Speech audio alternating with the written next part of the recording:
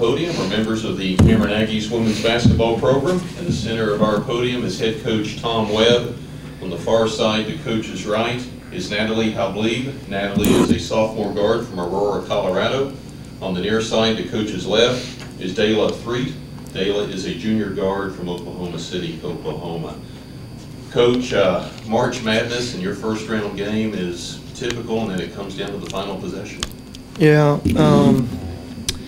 you know, both teams played extremely hard, and you got to be very proud of both teams as far as how hard they compete and just the way they are. And someone's going to win and someone's going to lose, and just we happen to be short tonight.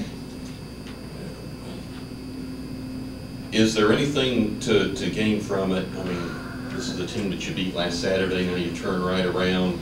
The game was nip and tuck, but the old adage about beating a team 3 times. Yeah, we've had it 2 years in a row now. You know, the matchup's good for both teams, I think. You know, they want to go inside a little bit. We want to play a little bit faster.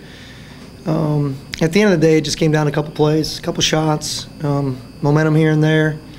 Other than that,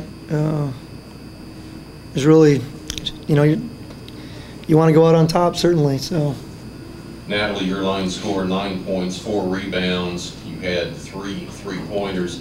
This was a game where your team strength outside, Texas woman's strength inside. Just talk a little bit about the game from your perspective. Well, I mean, we tried to do what Coach said, get it inside first and then try to get the ball outside, and that's exactly what we did. We got the ball in. We got shooters around the perimeter that were wide open, and that gave us a good start to the game, and we felt it. We all did what he asked, basically.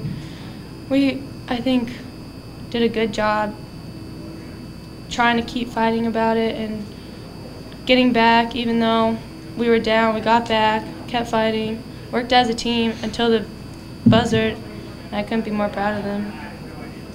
Dayla, you finished the afternoon 21 points, 7 boards. You had 8 field goals, 2 assists.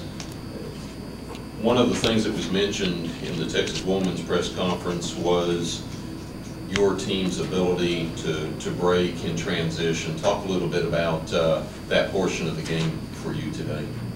The break and transition.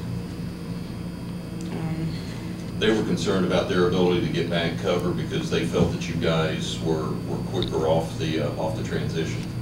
Yeah. Certainly we had pace at times. Sometimes we didn't have pace. It was kind of like on and off with us.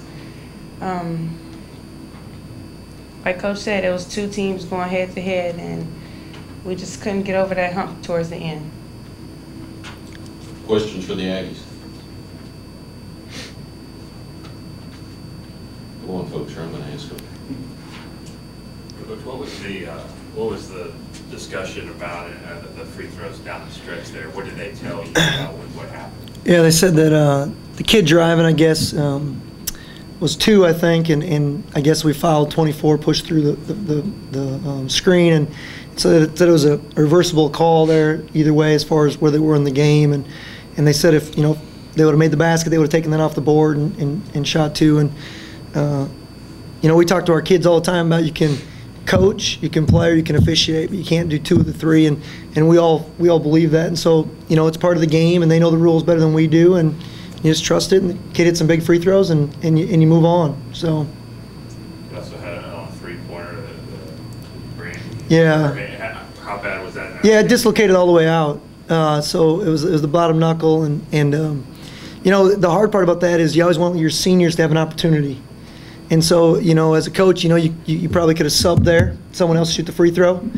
But it's kind of hard, you want to give that kid a chance, and so we stuck with Brandy, and I think they're going to have to get some x-rays and some different things. But, yeah, it was a big shot at the time and kind of got the flow. That would have been a big free throw, but that's just part of it, too. Could you talk about them shooting 82% the line? I know they're like a 70%. Yeah. Did that affect the game? Yeah.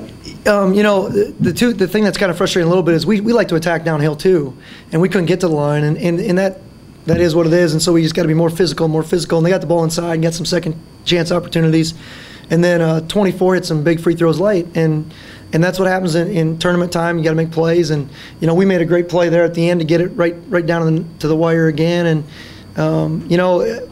and Sago hit some good shots in there in the run, and so it just kind of it was ebb and flow, and not to say it was free throws, but at the end they made some free throws, and that's kind of sealed the deal.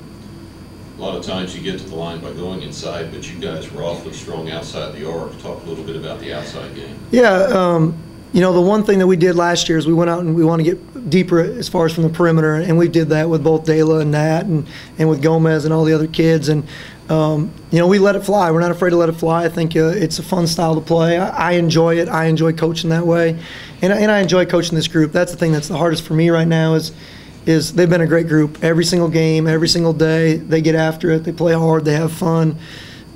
We might be a crazy bunch at times because we just like to have fun and play hard, and that's who we are. And the one thing about us is we wear our heart on our sleeve, good, bad, or indifferent, and that's just who we are. So we're going to let it fly again next year.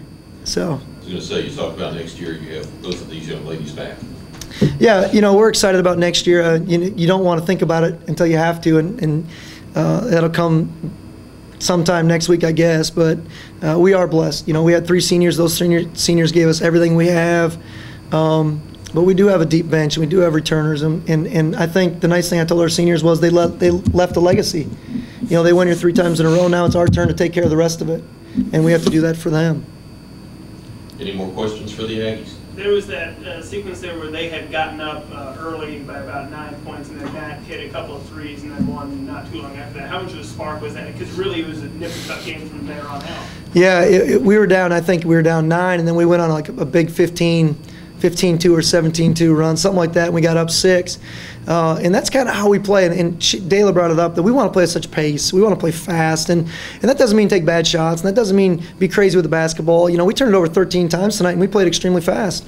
That's just how we want to play. And I think what it does is just puts such pressure on defensive transition. It puts pressure on matchups. It puts pressure on, when you're just getting attacked and attacked and attacked. And I think that's kind of, then they did a good job of scoring inside late to not let us run. And that kind of hurt us a little bit. And there's a couple second chance opportunities I can think about down the stretch that kind of hurt us a little bit too. All right, well, we appreciate you joining us. I know it was a disappointing loss, but thank you. Thank you. Thank you.